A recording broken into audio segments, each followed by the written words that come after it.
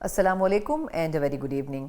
جس طریقے سے ہر گزرتے دن کے ساتھ سیاسی حالات اور خاص طور پر اسلام آباد کا سیاسی ماحول بدلتا ہوا نظر آ رہا ہے، لگ یہ رہا ہے کہ بہت کچھ ایسا ہے جو کہ بیک برنر پر موجود تو ہے، لیکن حکومت اور اپوزیشن دونوں اس حوالے سے بات کرنے سے کتراتی نظر آ رہی ہیں۔ آج بالآخر وہ خاموشی ٹوٹتی ہوئی نظر آ رہی ہے اور حکومت کی طرف سے ایک سینئر وزیر نے یہ سٹیٹمنٹ ضرور دیا ہے کہ کس حد تک پاکستان تحریک انصاف اور مسلم لیگ نون کے حوالے سے قربتیں استوار ہو سکتی ہیں۔ گزشتہ روز بھی ہمارے پروگرام میں بیرسٹر عقیل ملک صاحب نے یہ سٹیٹمنٹ دیا تھا اور اس سٹیٹمنٹ کی بازگشت آج بھی سنائی دے رہی ہے کہ لگتا یہ ہے کہ حکومت اور اپوزیشن آہستہ آہستہ بات چیت کی طرف جا رہے ہیں۔ ایک طرف ہم دیکھ رہے ہیں کہ پارلیمنٹ میں اپوزیشن لیڈر کے طور پر محمود اچکزئی صاحب کو نامزد کیا جانا، یہ ایک ایسی شخصیت ہے جو کہ یقیناً اسٹیبلشمنٹ تو بہت زیادہ جن کو پسند نہیں کرتی ہے، لیکن حکومتی حلقوں میں اور خاص طور پر مسلم لیگ نون اور پاکستان پیپلز پارٹی ان کو بڑے ریسپیکٹفل انداز میں دیکھتے ہیں۔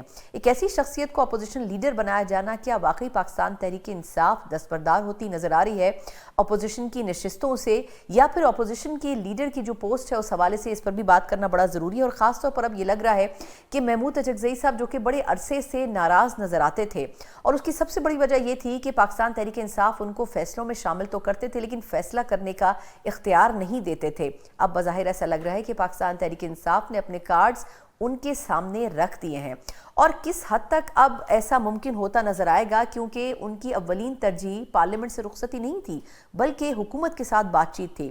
اس کا مطلب یہ سمجھا جائے کہ بات چیت کرنے کے لیے موضوع شخصیت کا انتخاب پاکستان تحریک انصاف کر چکی ہے۔ اب حکومت کی طرف سے کب قدم بڑھایا جاتا ہے، یہ یقیناً ایک بڑا سوال ہوگا۔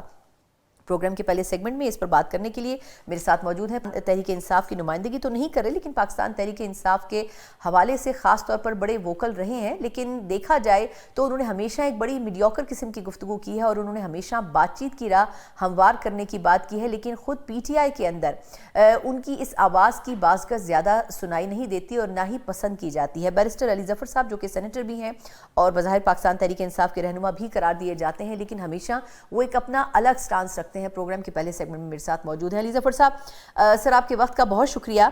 پہلے تو فرمائیے گا کہ آج بڑی ایک اہم خبر رہی کہ پاکستان تحریک انصاف نے ایک ایسی شخصیت کو اپوزیشن میں نامزد کیا ایز این اپوزیشن لیڈر جو کہ خود پی ٹی آئی سے تعلق نہیں رکھتی تھی۔ اس کا مطلب کیا سمجھا جائے سر کہ یہ کس حکمت عملی کے تحت کیا گیا ہے؟ یعنی آپ اپوزیشن کی باقی پارٹیز کو اسپیس دے رہے ہیں یا آپ کو لگتا ہے کہ پی ٹی آئی ہی اگر لیڈ کرے گی تو پھر بظاہر حکومت اس سے بات چیت کرنے کو تیار نہیں ہوگی؟ یہ جو محمود اچکزئی صاحب کی نومینیشن ہے یہ آخر کس پیرائے میں کی گئی ہے؟ جی دیکھیں، میرا خیال ہے کہ تھوڑا سا قبل از وقت ہے اس کو ڈسکس کرنا، کیونکہ ابھی تو ہمارے جو اپوزیشن لیڈرز ہیں نیشنل اسمبلی میں بھی، سینٹ میں بھی اور پنجاب میں بھی، انہوں نے کیس فائل کیا ہوا ہے اور عدالت نے یہ کہا ہے کہ ابھی وہ ان کی جو ڈی نوٹیفیکیشن یا ڈسکوالیفیکیشن ہے وہ ابھی شروع نہیں ہوئی، اور وہ ایک طرح سے سمجھا جائے گا کہ قانوناً وہ لیڈر آف دا اپوزیشن ہی ہیں۔ تو جب تک وہ فیصلہ نہیں ہو جاتا حتمی طور پہ کہ کیا ان کو ہٹانا ہے یا نہیں، میرا خیال ہے کہ نیکسٹ اپوائنٹمنٹ تو ابھی نہیں ہو سکتی، نہ ہم کرنا چاہیں گے۔ یہ ابھی انڈر کنسیڈریشن ہے سارا معاملہ۔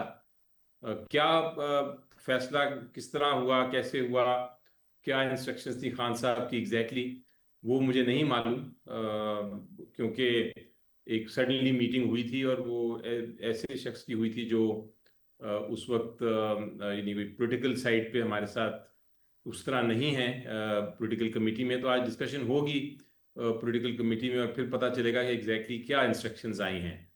تو میرا خیال ہے کہ یہ دیکھنا یہ ہے کہ پہلے تو عدالت کے فیصلے کا انتظار کریں گے اور پھر کسی کو بدلنے کی بات ہوگی۔ ابھی یہ تھوڑا سا جلدی اناؤنسمنٹ کی گئی ہے۔ سر یہ فرمائے گا کہ آپ کیا سمجھتے ہیں کہ محمود اچکزئی صاحب کو نومینیٹ کرنا کیا بظاہر پاکستان تحریک انصاف کو پارلیمنٹ میں سپورٹ کرے گا، فائدہ دے گا؟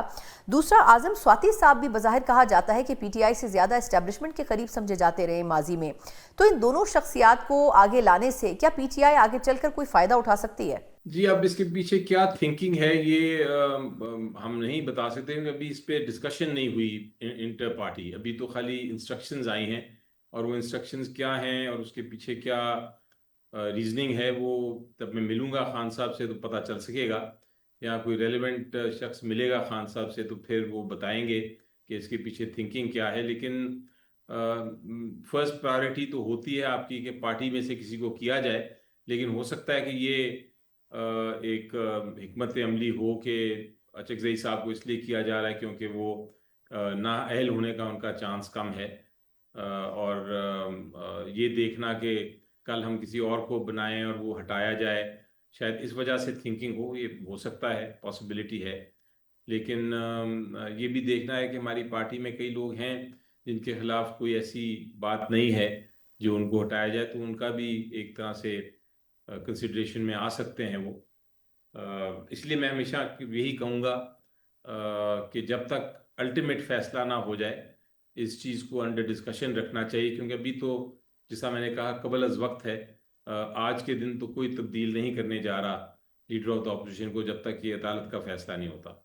علی ظفر صاحب، ایک اور اہم مسئلے کے اوپر آپ کی رائے چاہوں گی کہ یہ جو ضمنی انتخابات ہونے جا رہے ہیں، اس پر پہلے یہ فیصلہ ہوا کہ شاید ان میں حصہ نہیں لینا ہے، لیکن جب پارٹی کے اندر سے اس پر تنقید ہوئی تو اب خان صاحب نے یہ فیصلہ پارٹی لیڈرشپ پر چھوڑ دیا ہے۔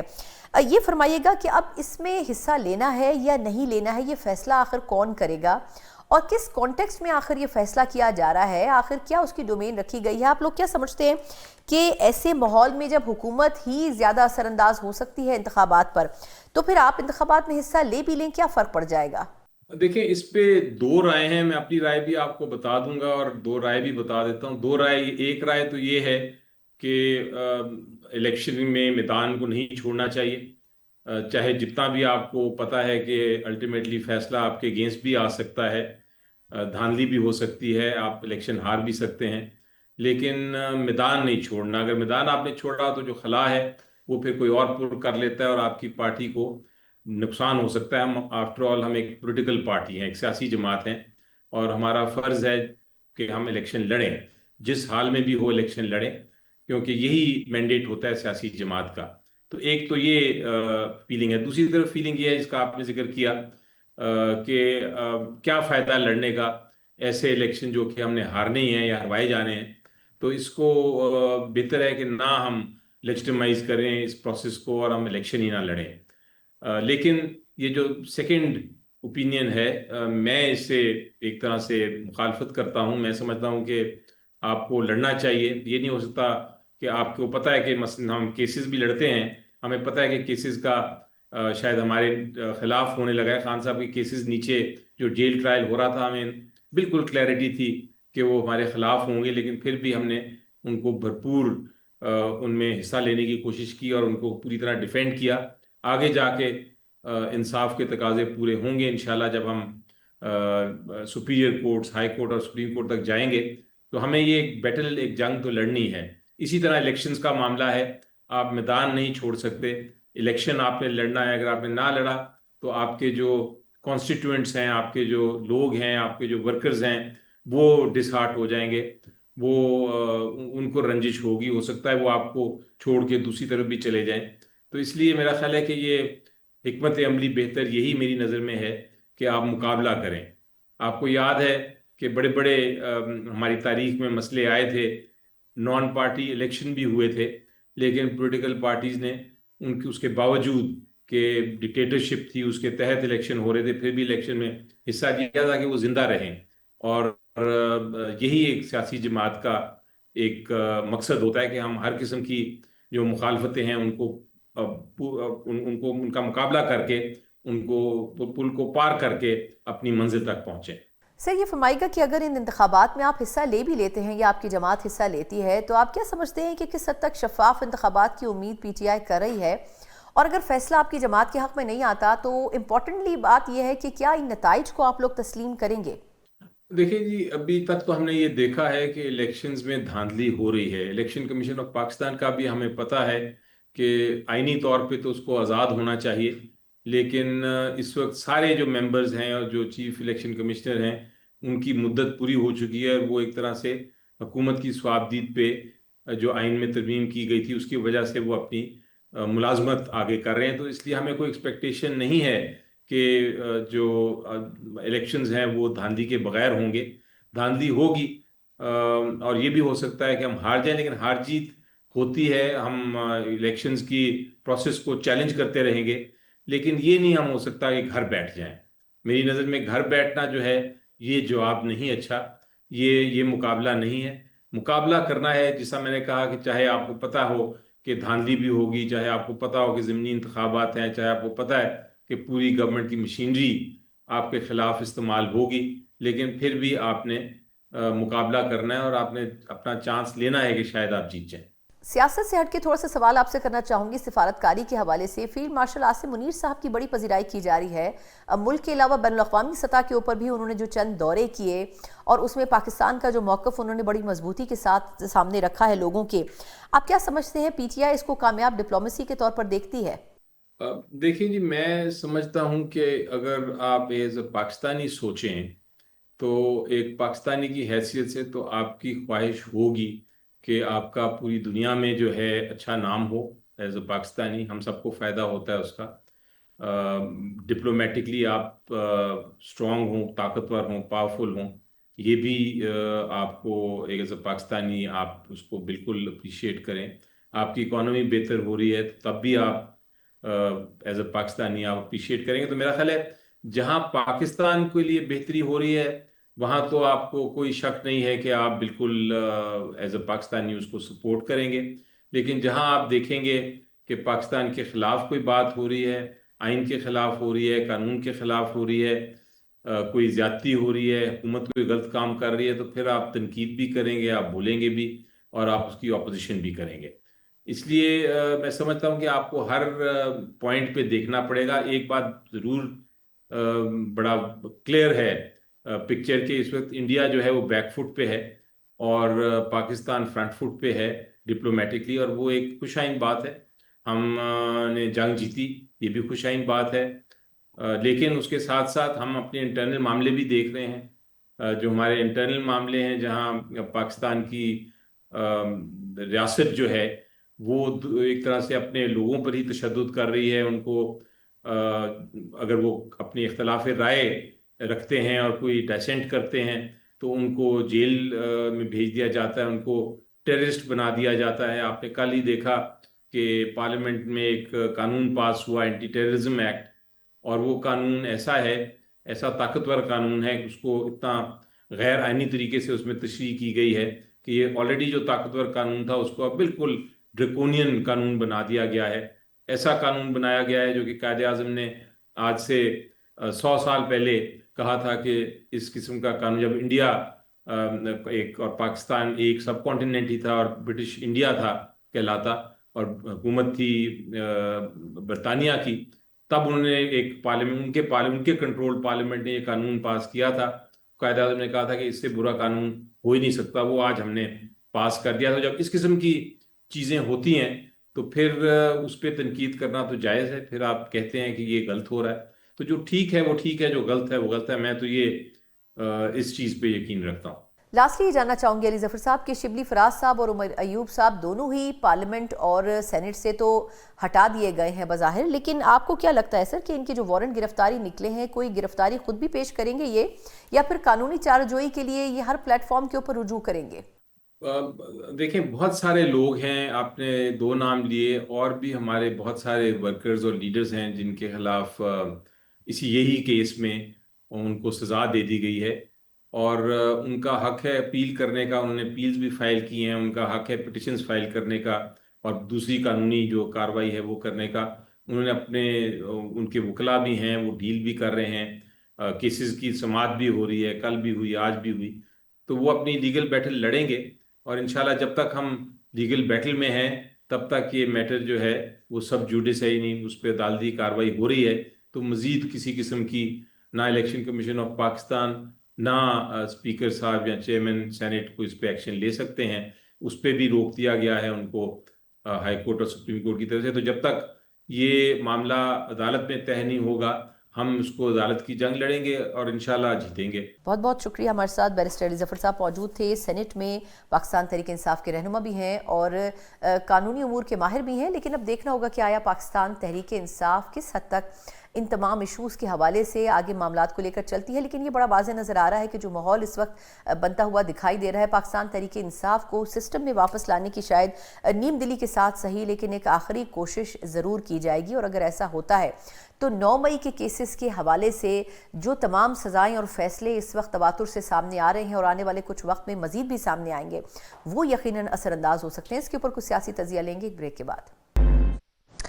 بریک کے بعد ایک بار پھر آپ کو خوش آمدید کہتے ہیں. جس طریقے سے ہم نے تواتر کے ساتھ بہت سے ڈیولپمنٹس کا ذکر کیا لیکن کچھ ایسی ہیں جن کے اوپر بات کی جا رہی ہے, کچھ ایسی بھی ہیں جن کے اوپر شاید اچانک ہی بات کی جائے, لیکن یہ ضرور ہے کہ ماحول بنتا ضرور نظر آ رہا ہے. ایک طرف ہم پی ٹی آئی اور مسلم لیگ نون کے مبینہ اور شاید ہونے والے ڈائیلاگز کر رہے ہیں, لیکن ابھی تک یہ نہیں پتا کہ ان ڈائیلاگز کی ڈائمنشنز کیا ہو سکتی ہیں, کہ ان پوائنٹس کے اوپر ہوگا. یہ ضرور واضح ہو چکا ہے کہ شاید خان صاحب کی رہائی اس میں ایجنڈے میں شامل نہیں ہو سکتی ہے. لیکن آج جس طریقے سے محمود اچکزئی صاحب اور اس کے بعد ہم نے دیکھا کہ دیگر لوگوں کی نومینیشن کی گئی, اعظم سواتی صاحب بھی اس میں شامل ہیں, اس سے لگ یہ رہا ہے کہ شاید محمود اچکزئی, جیسے میں نے پہلے بھی ذکر کیا کہ شاید اسٹیبلشمنٹ کے تو پسندیدہ بندے نہ ہوں لیکن شاید پاکستان پیپلز پارٹی اور مسلم لیگ نون ان کے لیے کسی حد تک سافٹ کارنر ضرور رکھتے ہیں. کیا واقعی سیاسی ماحول بدل رہا ہے؟ کیا واقعی ایک ایسا سیاسی ماحول بننے جا رہا ہے جس میں کسی نئی ترمیم کی بات بھی کی جا سکتی ہو؟ ان تمام چیزوں کے اوپر سیاسی تجزیات جاننے کی ہم کوشش کریں گے. ہمارے ساتھ موجود ہیں سینئر صحافی اور تجزیہ ارشاد بھٹی صاحب. ارشاد صاحب سے بہت شکریہ آپ کا. Thank you. اچھا, اتنی ساری چیزیں ہیں, مجھے اندازہ ہے کہ آپ کسی بات کا بھی مجھے صحیح جواب نہیں دیں گے لیکن میں کوشش کرتی ہوں کہ میں شروع کر سکوں. اب آپ کو لگتا ہے کہ پی ٹی آئی اور مسلم لیگ نون کے درمیان ڈائیلاگ کی کوئی کیفیت بن رہی ہے؟ جس طریقے سے اسٹیٹمنٹس آ رہے ہیں, کچھ لوگ اس پہ لکھ بھی رہے ہیں, کہیں کسی نے کالم لکھ دیا, معافی نامے کا ذکر کر دیا, کہیں کسی نے یہ کالم لکھ دیا کہ جی ماحول بن رہا ہے دونوں پارٹیوں کے بیچ میں بات چیت کا. 405 کلومیٹر کا نو. 405 کلومیٹر کا نو, کوئی چانس ہی نہیں. مسلم لیگ اور پی ٹی آئی کے ڈائیلاگ, اور اگر کوئی گونگلوں سے مٹی جھاڑی گئی, گونگلوں سے مٹی جھاڑنا مطلب پنجابی کا ایک ہے کہ فارمیلٹی, تو نہیں, فارمیلٹی بھی اس مرتبہ نہیں, کوئی چانس ہی نہیں ہے. لیکن وجہ کیا آپ کے خیال میں؟ دیکھیں پی ٹی آئی تو ڈیسپریٹ ہے نا, اور اگر کہا جائے کوئی ڈیسپریٹ نہیں ہے. پی ٹی آئی ڈیسپریٹ نہیں ہے. کس نے کہا ڈیسپریٹ نہیں؟ لیکن وہ تو چاہتے ہیں کہ بات چیت کی جائے. اگر آپ وہ اسٹیبلشمنٹ سے چاہتے ہیں بات چیت کی جائے سر, لیکن اسٹیبلشمنٹ بھی تو کوئی گو ہیڈ تو دے گی نا حکومت کو. نہیں دے گی, بالکل نہیں دے گی. حکومت بھی نہیں چاہتی آپ کے خیال میں؟ حکومت بینیفیشری ہے. آپ کی اس چینل سے آپ کو نکلوایا ہے, میں بینیفیشری ہوں. میں آپ سے ڈائیلاگ کروں گا کہ آپ کو واپس اس چینل میں رکھا جائے, تو اس کا مطلب ہے آپ آ جائیں گی, میں فارغ ہو جاؤں گا. اچھا, لیکن پھر اگر یہ سمجھا جائے کہ پی ٹی آئی کو اگر آپ دیکھیں تو پہلے ان سے ریزرو سیٹس چلی گئیں, پھر ہم نے دیکھا کہ 9 مئی کے بعد ان کے اتنے اہم ترین جو لیڈرشپ تھی وہ بھی ساری اڑا دی گئی پارلیمنٹ اور سینٹ سے, تو پھر بچا کون ہے؟ پھر اسٹینڈنگ کیا رہ جائے گی پی ٹی آئی؟ ابھی اور شرنک ہوگی, ابھی اور مشکل آئے گی, لیکن کوئی فرق نہیں پڑتا, چلتا ہے, یہ اس ملک کا حصہ ہے, اس کلچر کا حصہ ہے. نہیں, لیکن آپ کو کیا لگتا ہے کہ پھر جو پاکستان تحریک انصاف کی نمائندگی ہے وہ کہاں رہ جائے گی سر؟ پھر اپوزیشن تو نہ ہونے کے برابر. پاکستان تحریک انصاف عمران خان, اوپر عمران خان, نیچے لوگ, درمیان میں پارٹی کوئی حیثیت نہیں رکھتی. نہیں, لیکن پھر سہیل وڑائی صاحب نے کالم کیوں لکھا, معافی نامے کا ذکر کیوں کیا انہوں نے انڈائریکٹلی؟ اب اس میں 3 باتیں ہیں. پہلی بات, بلکہ انہوں نے تسلسل کے ساتھ لکھا. پہلی بات یہ ہے کہ سہیل وڑائی صاحب سینئر آدمی ہیں, ہمارے بھائیوں جیسے. سہیل وڑائی صاحب کے حوالے سے ابھی اس ملاقات کے حوالے سے آیا جا رہا ہے کہ کیا یہ واقعی علیحدہ میں اتنی لمبی ملاقات ہوئی؟ دوسرا, کیا جو کچھ لکھا ہے وہی سا, ایک ہوتا ہے نا میں آپ سے بات کر رہا ہوں اور آپ اس کا کوئی اور مطلب, اس کا کوئی اور مطلب نہیں. تیسری بات ہے کہ وہ معافی کا وقت گزر گیا ہے. معافی اس 9 مئی ہوا, شرمناک دن ہے, افسوسناک دن ہے, سیاہ دن ہے, نہیں ہونا چاہیے, لیکن 9 مئی پہ اب سزائیں ملنا شروع ہو گئی. تو جب میں کوئی بندہ جرم کرتا ہے اور اس کو سزا مل جائے تو پھر معافی درمیان میں کہاں آ گئی؟ یہ پہلا مرحلہ تھا. ایک دوسرا, ہم 78 سالوں کی اپنی تاریخ دیکھیں تو ہم اتنے خوش نصیب نہیں ہیں کہ کوئی اپنی ایگو پہ پاؤں رکھ کر معافی مانگ لے اور کوئی اپنی ایگو پہ پاؤں رکھ کر معافی دے بھی دے. یہ خوش نصیب لوگوں کو ایسے لوگ ملتے ہیں, نیلسن منڈیلا جیسے, جو پھر پوری دنیا کی سوچ بن. ہمارے ہاں عہدے بڑے ہیں, لوگ چھوٹے ہیں, ہماری ایگوز بڑی ہیں, ہم چھوٹے ہیں, ضدیں, جھوٹی انائیں اور فرعونوں سے بھری پڑی ہے تاریخ ہماری. اور پھر اس کے بعد چند سال بعد پتہ چلتا ہے کہ وہ تو بندہ ہی کوئی نہیں تھا. وہ ضیاء الحق صاحب کا ایک مرتبہ آیا نا کہ ضیاء الحق صاحب جب تھے اللہ ان کو جنت نصیب کرے. ضیاء الحق جب تھے تو لگتا تھا کہ ان کے بغیر ملک کیسے چلے گا, اور جب چلے گئے تو لگا کہ ان کے ہوتے ہوئے ملک کیسے چل رہا تھا. تو یہ ہماری تاریخ ہے. تو اب معافی شافی کا تو نہ عمران خان نے مانگنی ہے نہ وہ ایسا ہے, جہاں تک میں ریڈ کر سکتا ہوں اس وقت کا تجزیہ, نہ کسی نے معاف کرنا ہے, کیونکہ اب معاملہ آگے آ گیا ہے. نہیں تو پھر آپ پی ٹی آئی کا فیوچر کیا دیکھ رہے ہیں؟ پھر تو بڑا مشکل لگ رہا ہے کہ یہ معاملہ آگے بڑھ سکے. یعنی آپ ایک ریسٹرکٹ بھی ہوتے جا رہے ہیں, ان کو پارلیمنٹ میں بھی سائڈ لائن کر دیا گیا ہے, سینٹ میں ویسے ہی کم ہے, تو پھر کیسے چلیں گے؟ مطلب یہ تو پھر آگے بڑا مشکل ہو جائے گا, پی ٹی آئی سے لوگ پھر چھوڑنے لگیں گے پارٹی کو. دیکھیں, پہلی بات ایک ہمیشہ رکھیں کہ پاکستان میں ایک نیا دن چڑھتا ہے, ایک چیز ہوتی ہے, ایک کوئی سانحہ, کوئی حادثہ, کوئی ایونٹ, اور سب کچھ بدل جاتا ہے. تو کل کی کس کے پاس گارنٹی ہے کہ کل یہی حالات رہیں گے؟ ہو سکتا ہے اس سے سخت ہو جائیں پی ٹی آئی کے لیے, لیکن یہ چلتا ہے. اب صورتحال یہ ہے کہ اگر عمران خان نے معافی مانگنی ہوتی, فرض کر لیں, یا درمیانی رستہ ڈھونڈنا ہوتا, تو بہت معافی مانگنا چاہتے ہیں وہ. ناٹ ایٹ آل, بالکل بھی نہیں. آپ نہیں جانتی عمران خان کو, جتنا آپ اسی فیلڈ میں, یعنی وہ واحد آدمی, یعنی 4-5 مرتبہ جب بات ہوئی, جب اس کی صحافیوں سے بات ہوتی, اس نے ایک ہی بات کی کہ مجھ سے معافی مانگو. میں کیوں معافی مانگوں, مجھ سے معافی مانگو. دیکھیں, عمران خان, نواز شریف, زرداری کو آپ ایک صف میں نہیں کھڑا کر سکتے. وہ درمیانی, حالانکہ گراؤنڈ ریالٹیز یہی ہوتی ہیں کہ آپ رستہ نکالیں, سیاستدان دروازہ کھولیں. نہیں, سیاستدان ایسے نہیں ہوتے. اچھا, ایسے نہیں کرتے. یہ تو فضول سے بات چیت تو ہوتی ہے. کچھ فکروں کو ہم نے کچھ فکروں کے ہم نے ریڑ مار دی. پارلیمنٹ کا تقدس, سویلین بالادستی, جمہوریت, ووٹ کی عزت, رہنما, ہر ایرے گہرے قومی مفاد میں, ملک کے وسیع تر مفاد میں, ہر ایرے گہرے کے ساتھ رہنما, لیڈر. گھر والے نہیں مانتے, ایسے بھی بندے میں نے دیکھے گھر میں ان کی کوئی عزت نہیں, باہر رہنما, فلاں پارٹی کے رہنما. آپ کو نہیں لگتا کہ خان صاحب کو جو مشورہ دینے والے لوگ ہیں وہ ان کو مس گائیڈ کر رہے ہیں؟ میں صرف یہ پوچھنا چاہتا ہوں. نہیں, دیکھیے, بندہ یا خود جینیس ہو یا ٹیم جینیس ہو, اسی نے ہسٹری اس نے بنائی ہے. لیکن بات یہ ہے کہ عمران خان صاحب 70+ ہیں. تو میں اگر عمران خان صاحب کو مشورہ دوں کہ آپ فلاں جگہ کنویں میں چھلانگ مار دیں گے, یہ اس بندے پہ بھی ڈیپینڈ کرتا ہے نا. میں آپ کی بات سننا چاہتا ہوں, آپ مجھے غلط مشورہ دے گئی ہیں تو مجھے مان لینا چاہیے. بڑے 90% بڑے جو لوگ ہوتے ہیں وہ کانوں کے کچے ہوتے ہیں. بڑے جتنے بھی بڑے ہیں 90%, یہ جو میں دنیاوی یہ سیاستدانوں کی بات کر رہا ہوں. تو ایشو یہ ہے کہ بات پھر وہی کہ عمران خان نے معافی مانگنی ہوتی, یا عمران خان کو معاف کرنا ہوتا, لوگوں اسٹیبلشمنٹ نے معافی مانگنی ہوتی, یا عمران خان کو معاف کرنا ہوتا, تو بہت پہلے یہ سلسلہ ختم ہو جانا تھا. اسٹیبلشمنٹ تو چاہ رہی تھی نا سر معاف کرنا, لیکن وہ معافی نہیں مانگ رہے تھے. انہوں نے تو دیکھیں پریس کانفرنس میں بھی کہا تھا, بحث ہماری لیکن کہیں اور چلی جائے گی, D G I S P R نے کہا تھا کہ دیکھیں 9 مئی آپ نے کیا, آپ اس پر معافی مانگ لیں.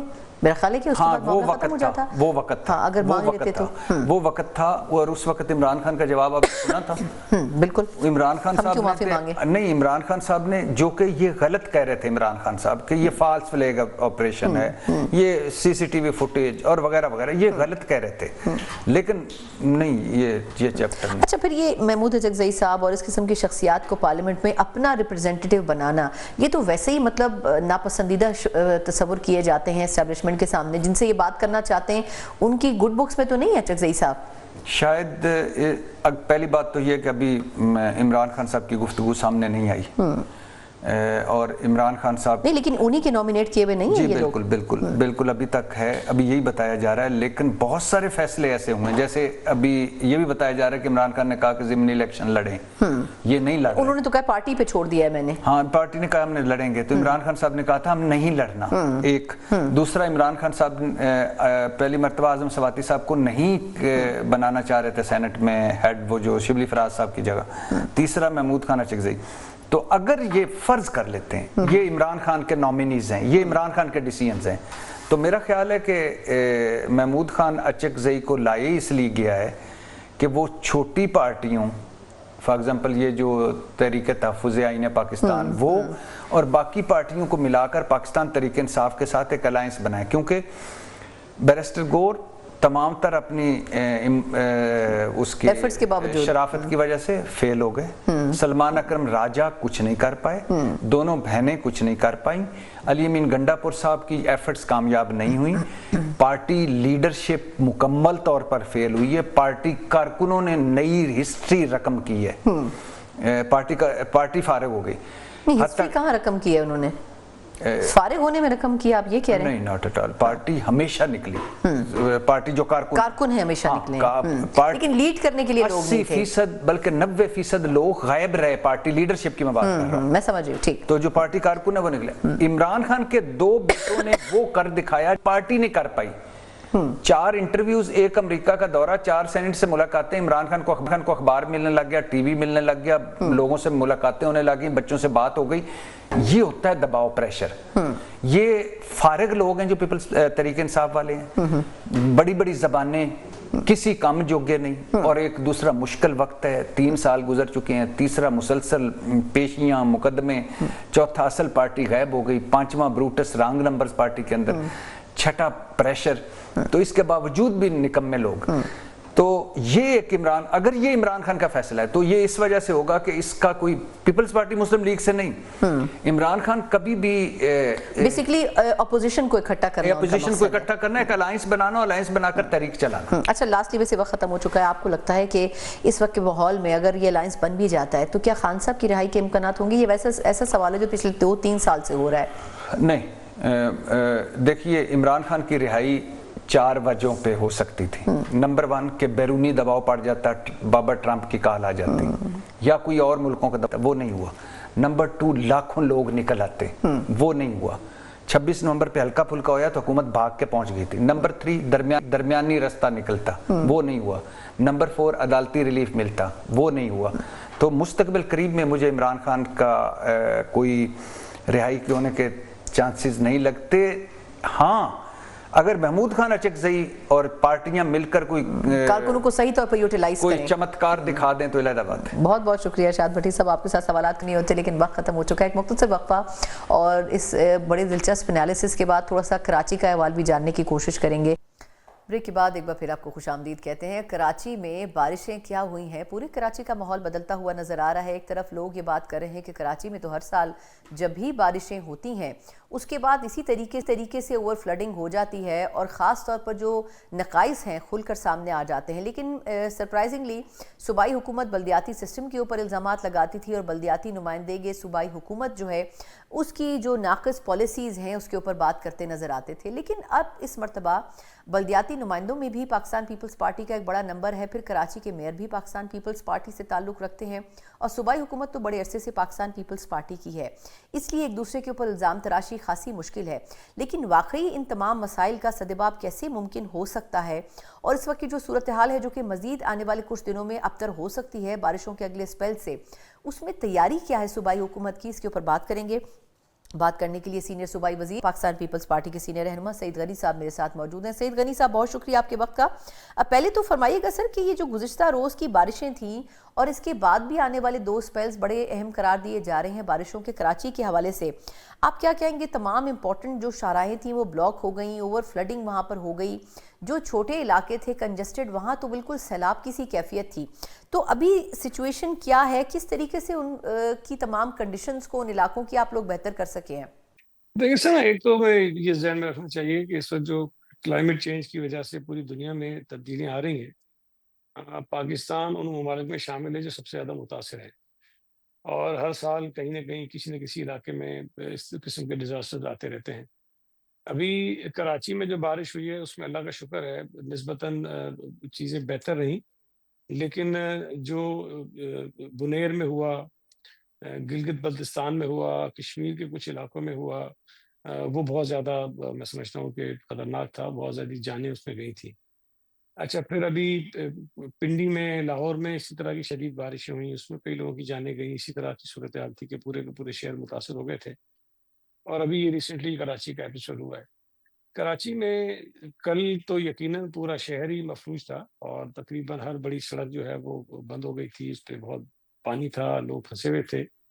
لیکن ہم اس وقت بھی یہ کہہ رہے تھے جب بہت زیادہ تنقید ہم پہ ہو رہی تھی کہ جب بارش چل رہی ہوتی ہے، پانی بہت زیادہ آ رہا ہوتا ہے، تو اس وقت جو ہے وہ پانی کو نکالنا، نکاسی کرنا بہت مشکل ہوتا ہے اور شاید ممکن بھی نہیں ہوتا.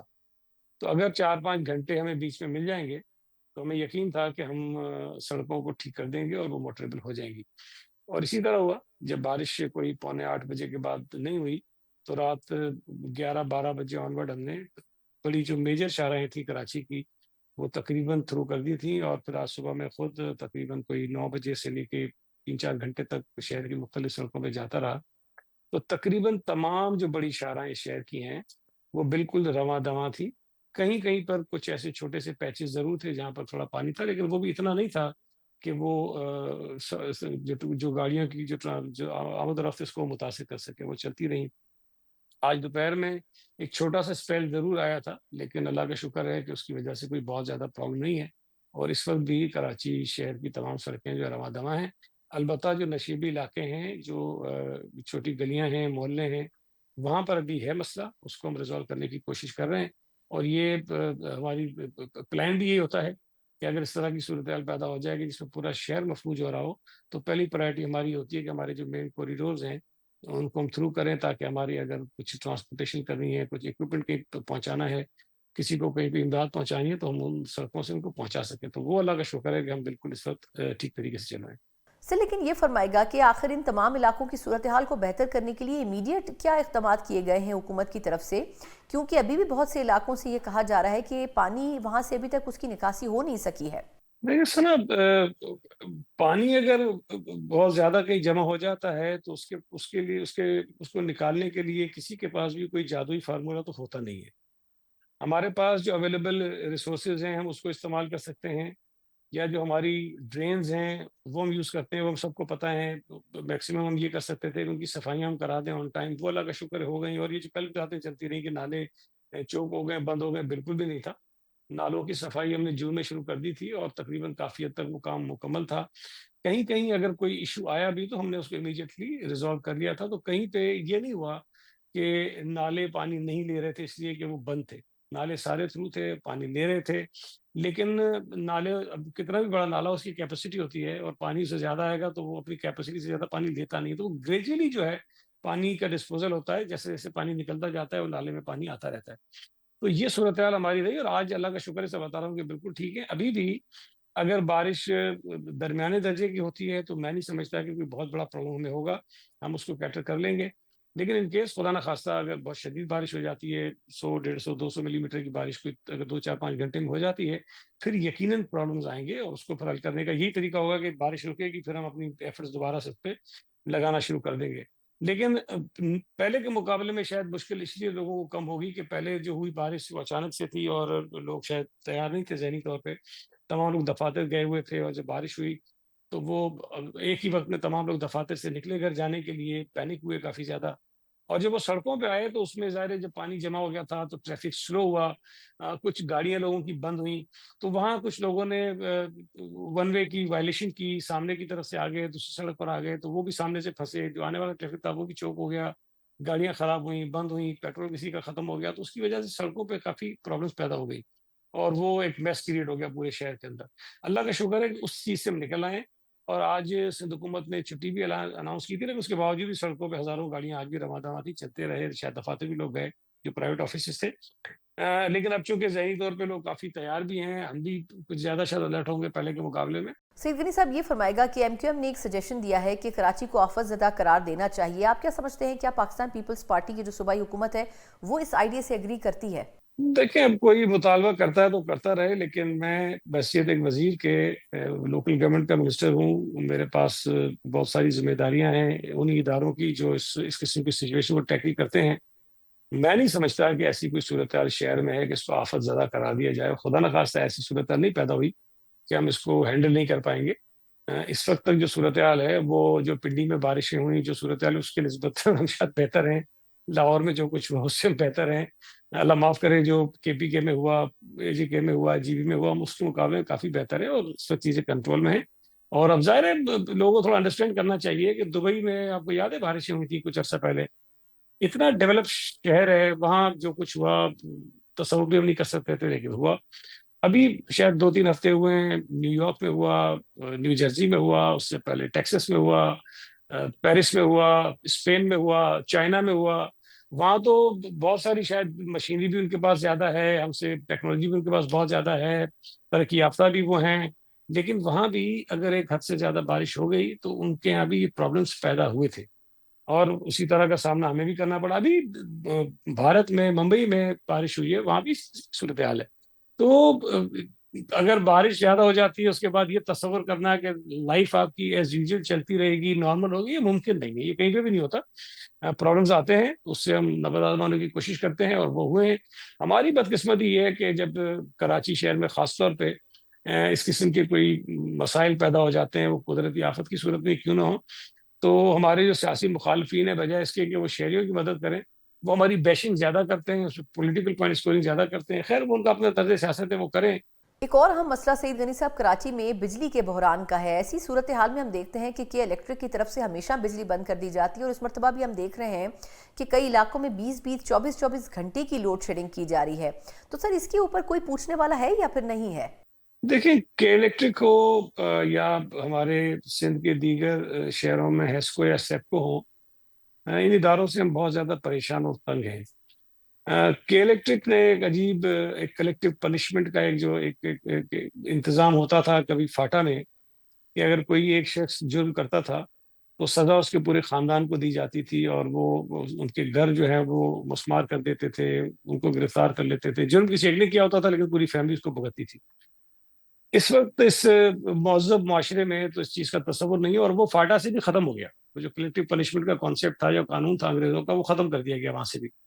لیکن بدقسمتی سے کراچی شہر میں کے الیکٹرک نے آج بھی وہ کلیکٹیو پنشمنٹ کا جو نظام ہے وہ رائج کیا ہوا ہے. اور یہ تو بارشوں کی بات کر رہے ہیں، لیکن عام دنوں میں بھی ہوتا رہا کہ اگر بجلی کا بل کسی ایکس وائی زی نے نہیں دیا تو سزا جو ہے وہ پورے محلے کو دی جاتی ہے اور ان کی بجلی بند کر دی جاتی ہے. لاسٹلی یہ فرمائیے گا سر کہ آپ کے خیال میں یہ جو بارشوں کا اسپیل ہے، اس میں یہ کہا جا رہا ہے کہ کتنے ملین کیوبک فیٹ کے حساب سے جو پانی ہے وہ سمندر کی نظر ہو گیا ہے. آپ نہیں سمجھتے ہیں کہ اگر یہ پانی سٹور کر لیا جاتا تو کراچی میں تو پانی کا ایک بڑا سنگین بحران موجود ہے، تو اگر ایسا ہو جاتا تو پاکستان، خاص طور پر پاکستان کے مختلف علاقوں میں یہ سب صورتحال سامنے آئی ہے، لیکن اگر کراچی میں کم از کم یہ کر لیا جاتا تو بہت سی چیزیں بہتر ہو سکتی تھیں پانی کے سسٹم کو مد نظر رکھتے ہوئے؟ دیکھیں، یہ کئی چھوٹے پیمانے پہ تو کچھ چیزیں ہوئی ہیں، اور جو سکسیسفل ہمارا ماڈل ہے وہ تھر میں ہم نے چھوٹے ڈیمز بنائے ہیں اور اس کا بڑا فائدہ ہوا ہے. پانی بھی محفوظ ہوتا ہے، وہاں کی جو زرعی معیشت ہے اس کو بے پناہ فائدہ ہوا ہے اس کا، اور لوگوں نے بہت زیادہ پیسہ اس سے کمایا ہے اپنی زمین کاشت کر کے. کراچی میں بالکل یہ ہو سکتا ہے، اس پر کئی دفعہ ڈسکشن بھی ہوا ہے، لیکن چونکہ روایتی طور پر کراچی میں جو ہے اگر دیکھیں نا، ہسٹوریکلی بارشیں بہت زیادہ نہیں ہوتی تھی. یہ تو ابھی کلائمیٹ چینج کی وجہ سے کچھ 2-3 سال ایسے گزرے ہیں کہ بہت زیادہ شدت سے بارشیں ہو رہی ہیں، ورنہ شاید یہ ہمارا جو فیزیبلٹی اس پہ جو ہے وہ نہیں بن رہی تھی کہ بارشیں ہمارے یہاں ایک محدود تعداد میں ہوتی ہیں اور کس کیپیسٹی کی ہم یہاں پر جو ہے وہ ریزروائرز بنا سکتے ہیں. لیکن بہرحال دنیا میں یہ چیزیں ہو رہی ہیں، اور میں سمجھتا ہوں کہ ہمیں بھی اس پہ غور کرنا چاہیے. اگر پانی اتنا آ رہا ہے تو کہیں نہ کہیں ہمیں ضرور اس کو محفوظ کرنا چاہیے. بہت بہت شکریہ. سعید غنی صاحب ہمارے ساتھ موجود تھے. پاکستان پیپلز پارٹی کے رہنما تو ہیں لیکن سینئر صوبائی وزیر بھی ہیں، اور بہت سے محکمے ایسے ہیں جو کہ اس وقت کی صورتحال کو دیکھا جائے تو ان کے انڈر آتے ہیں، لیکن بظاہر پیپلز پارٹی یہ سمجھتی ہے کہ بہت سے علاقوں کی صورتحال یکسر بدل چکی ہے، اہم شاہراہیں کھولی جا چکی ہیں. اب کس حد تک یہ جسٹیفائیڈ ہے یہ تو کراچی کے عوام بہتر بتا سکتے ہیں، لیکن ایسا لگتا ہے کہ صورتحال کوئی بہت زیادہ بہتر نہیں ہو سکی ہے. اب امید ہی کی جا سکتی ہے کہ سوات، خیبر پختونخوا، بونیر اور اس قسم کے جو دیگر علاقے تھے، پورا صوبہ ہی جو کے پی تھا، وہ جس بحران سے گزرا ہے، کم از کم کراچی میں وہ بحران نہ نظر آئے، اور وہاں کی صوبائی حکومت جو کہ بڑے ایکوپڈ ہونے کے دعوے کرتی ہے وہ اس صورتحال کو جلد سے جلد کنٹرول کر سکے. اسی نوٹ کے ساتھ پروگرام کا وقت ختم ہوتا ہے. مجھے اجازت دیجیے. اللہ حافظ.